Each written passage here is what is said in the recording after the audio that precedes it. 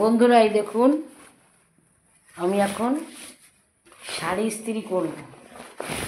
এই যে সকালবেলা শাড়ি কেচে মার দিয়ে গেছি। এই যে এই দেখুন কেচে মার দিয়ে গেছি।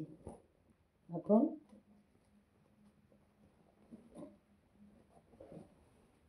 এই শাড়িগুলোকে বাড়িতে বসে ইস্ত্রি করব। দেখতে পাচ্ছেন কি আমাকে কিপটে বলবেন? দোকানে এক একটা শাড়ি ইস্ত্রি করতে 20 টাকা লাগে। আচ্ছা বন্ধুরা, এটা কি ঠিক যে 20 টাকা করে আমি না দিয়ে নিজের জিনিস নিজেই বাড়িতে ইস্ত্রি করছি? এই দেখুন এখন সবে শাড়িতে মার দেওয়া তো, এই যে এই শাড়িগুলো মার দিয়েছি। এখন এগুলোকে এই যে টেনে টেনে ভাঁজ করছি। এই যে মার দেওয়াগুলো যদি না টানে না হবে না। এই যে তাই জন্য টেনে টেনে ভাঁজ করে তারপরে সমান করছি। ভাঁজ করবো তারপরে ইস্ত্রি করবো। এই দেখুন ওই যে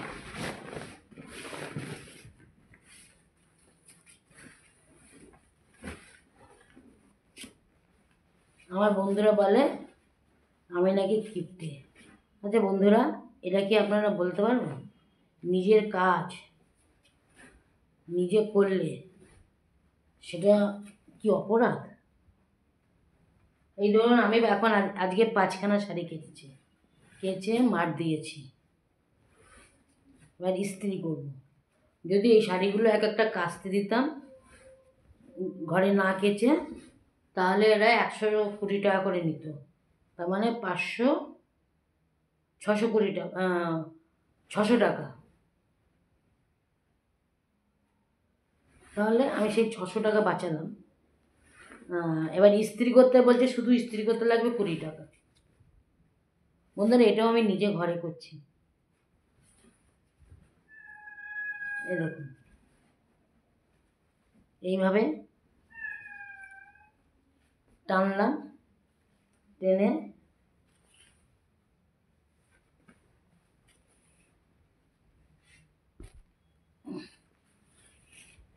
এই যে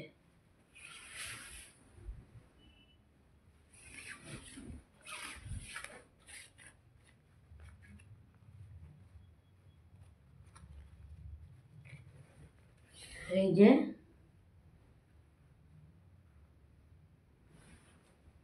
ভাঁজ করছি এখন।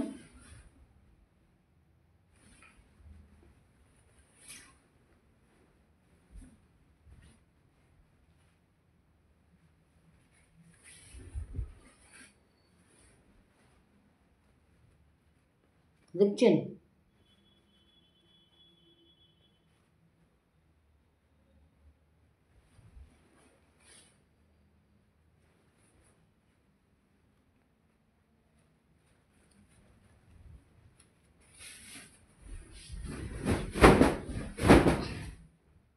এই যে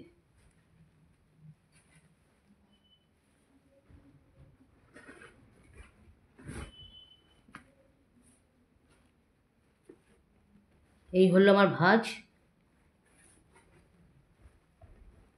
এবারে দেখুন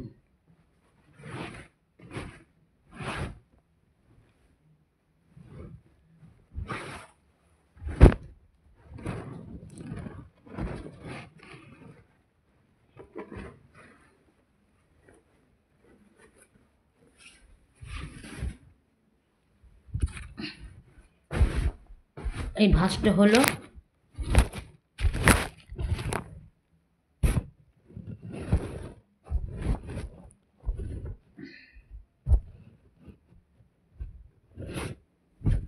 এই যে